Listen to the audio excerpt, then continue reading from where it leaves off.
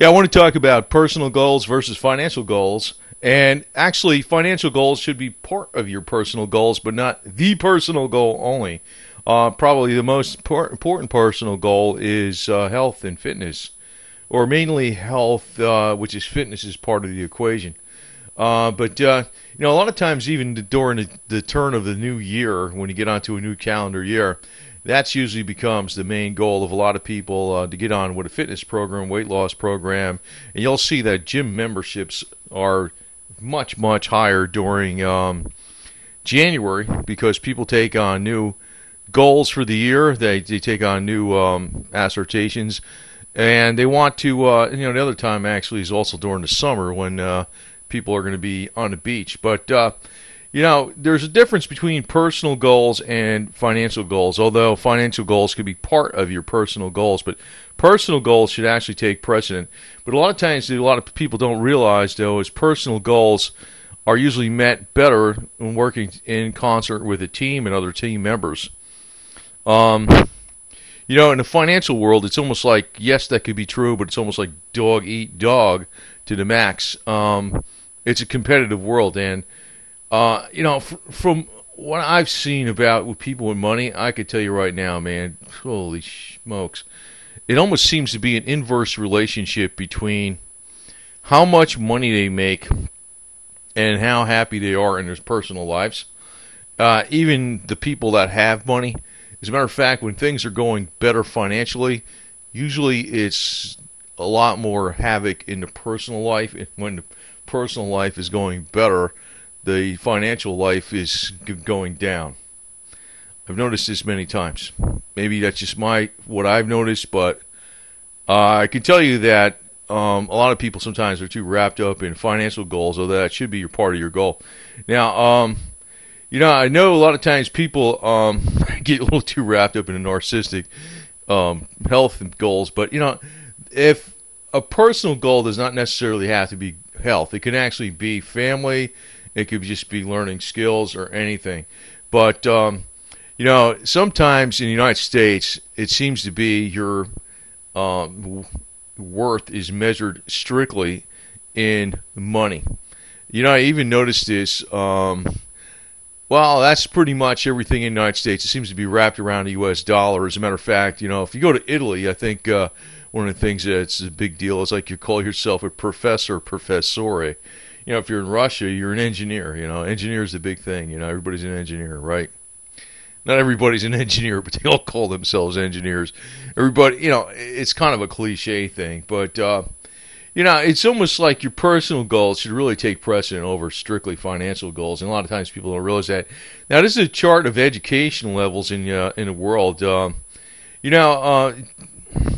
United States actually has a fairly high education level. Now, that's a pretty good indicator of people meeting their personal goals. But sometimes I wonder how that's even measured. But to tell you the truth, there's several countries that are heads and shoulders way above the United States, as Scandinavian countries, Japan, Germany, Denmark, and Ireland. But this is actually Kazakhstan over here, if you're wondering what this country is. This is Chad, Niger, in the middle of Africa, if you're wondering what. Because the darker green countries, like the green means there's like a higher education level. Darker green means there's a much higher education level. Now, the United States is the darker green, but also, if you just want to point out again, like Ireland, the Scandinavian countries, Denmark, Germany, and Japan are probably far more educated than the United States. Russia actually does have, well, the deal is they're lower than in China too. It seems like there's a certain class of people in Russia and China that are extremely well educated, but by and large, the population is not that educated. But, Africa doesn't have too much in the education department. But, it's almost measured in different ways. I mean, there's a lot of different ways you can measure education. This is education measured in a formal sense. I'm sure there's a lot of countries in Africa that are probably in a red zone where there's low education, but they're very smart in other areas. So, it all depends on how you measure things. But there's actually a couple of African nations that are Chad and Nigeria that are, pretty high on the education list. It's much more so than even many of the Western developed nations. But, one of the biggest problems you have with this wealth thing is the wealth distribution, because a lot of times when you're talking about financial goals and personal goals. A lot of times, the personal goals are not, they can be met. The financial goals will not be able to be met because of the type of system that we have. Now, if you actually look at this chart, now this is actually a chart right off of Wikipedia per se. It's a, public chart, but just looking for a public chart, even though it's got whatever the hell down here. But the bottom 40% of the wealth is actually concentrated in 0.2% of the people. How's that? The 0.2 of the, God, my education's showing right now. The bottom 40% of the people have 0.2% of the wealth. God, the other way around. I'm just shooting from hip on this damn thing. I'm not running a script here, dude. So anyway, but the top 1% actually have almost 35% of the wealth. But if you're actually talking about, it's not even on this chart, but I think it's the top 1 basis point or 100th of 1%. They're actually 20. I think they're around 20% of all the wealth. So like 1 out of 100 out of this 1% actually have most of the slice of the pie in wealth as far as wealth goes. And you're talking about, the bottom 60% of the people have less than 5% of the wealth. So, it's almost an impossibility to achieve financial goals. You might as well hang it up, man. Those kind of financial goals. But I just want to actually tell you some things on some of the deal with some of the financial goals because, man, some of these people, I've known, I don't want to mention names of anybody I know or anything like that, but, man, there's all kinds of freaking crazy problems. I remember, I don't want to say even what country it was in, but I remember this man and this woman got married specifically because it made it legally binding that they could not testify against each other if they were married. It's like there's a lot of crazy shit that goes on, man. I don't want to reveal too much about what I know about some things, but give you some more generalities here, like Warren Buffett. And this guy, man, he always acts like he's the big guru of Omaha and everything like that. But, to tell you the truth, he's got inside connections to the White House. And, if they did not, he was a big proponent of the bailout, TARP, bailing out all the troubled assets and all that stuff back during the last financial crisis. He would have been greatly reduced if that did not happen. So, a lot of these people are, let me put it this way. They're smart, but they're smart in a shrewd way because they know how to lobby and get their way in D.C. to get the laws passed that they need to have passed or any kind of assistance they need to have passed or the inside track that they need to have passed to keep their wealth up. And I can tell you one thing, too. Almost having a lot of wealth, even if you have a lot of wealth, a lot of people think, oh, you just invest it. And then your money works for you. Oh, bullshit. I can tell you right now, every single person that thinks that is flat out wrong. It's actually just as hard to hold wealth as it is to attain wealth. And, you're constantly on a treadmill. Constantly. Now, Buffett, there's one thing I respect about him a lot. If you look at his house, it's nothing, man. Compared to his wealth, this house is like a dog. It's a nice house. It's a really, really nice house. But it's a dog house compared to his freaking wealth. And that's actually how you should be. Like I say, I've known people that had loads and loads and loads of money driving cars with over 200,000 miles on them and stuff like that. They were in good shape.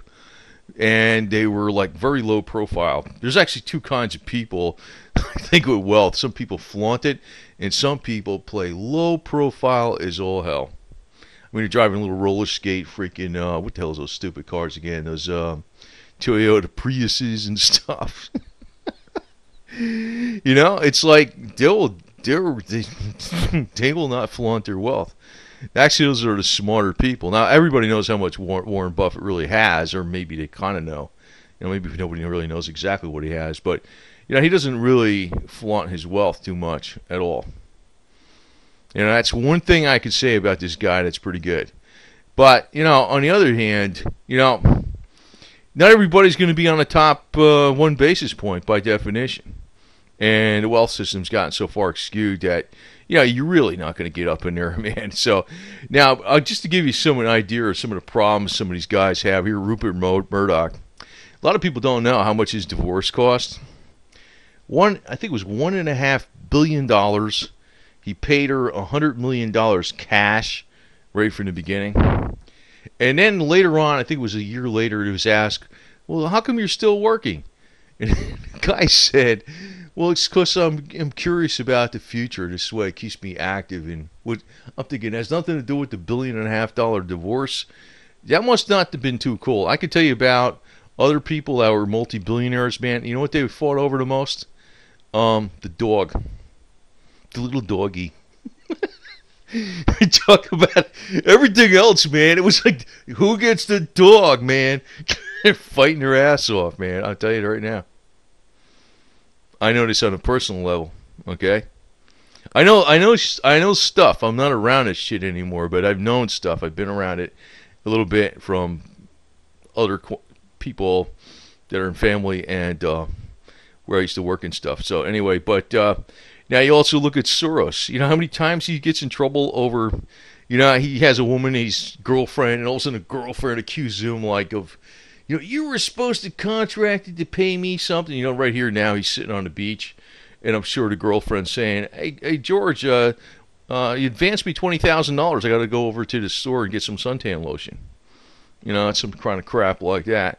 These guys got problems, man. So it's like you don't want to trade your world for their world. Believe me, because it's almost like the wealth is like a drug, and once you have the drug, it's you just get numb from it and you don't realize you have it. But if you don't have it, you realize it. It's a hollow pit. It's almost like money's like heroin or something. It's like you got to have it, you got to have more of it, and no amount of it is good enough. You still don't feel good all the way, although a lot of these people put on a smiley faces and shit, I don't really have nothing against Rupert Murdoch, but I sure wouldn't want to trade places with him. No way in hell. I wouldn't want to trade places with Stuart Soros or Warren Buffett. I can tell you that right now. So I'm going to tell you right now, financial goals and personal goals, even though financial goals could be part of your personal goals, they are not the same thing. They're not the same thing. One of the problems we have in the United States is that financial goals is sort of like the be-all, end-all of your status in society. It's like nobody gives a damn about education or other accomplishments and things that much, versus how much money do you have. And again, I just want to point out the bottom 40% of the people only have, that's not the bottom 2 point. God, I don't believe I did that backwards. The bottom 40% of the people have only 0.2% of the wealth. So if you're talking about, the 20% and 40%, you're talking about 80% of people have about 15.1% of the wealth. How's that? And when you're talking about the 1 basis point, they actually have, 1/100 of 1%, 1 basis point. They actually have the largest slice. They have more than half this slice of this pie of the 35% or 34.6%. So anyway, equality. There's a lot of Actually, I always, people get mad at me. I'm not really anti-Russian, but actually, there's more inequality in Russia because they got 35% of the wealth is within 110 oligarchs. I mean, that would be making it like you went back to this chart. You'd be saying, I don't know what the hell that is. It's like 1 basis point of 1 basis point has about 30. Has this whole dark blue slice over here. That's how it is in Russia. It makes this joint look like freaking over here in USA look like utopia. But they're all hooked in with the West. They're all hooked in with the Western financial system. But personal goals actually, if you're living a healthy life and you actually have good fitness and good mental outlook and you have a positive attitude, that actually is probably a hell of a lot better than actually having the right kind of team members around you to help you succeed in your goals. That's freaking far more important. It's stupid. Exactly. Having trading. Let me put it this way: not exactly like I'm saying not having money is a bad idea at all, but trading place with Soros, Murdoch, or Buffett, I would not want to do that in a million years. No way in hell. So anyway, personal goals is more important than purely financial goals. So, and you know, a lot of times people at the beginning of the year, they set all these goals for themselves because I got my New Year's resolution. I want to get fit. I want to do this. I want to be healthy. I want to blah, blah, blah, blah. But you know, those things are actually probably more important than financial goals. Although financial goals are important. Financial goals are important. So keep things in balance. Balance is everything.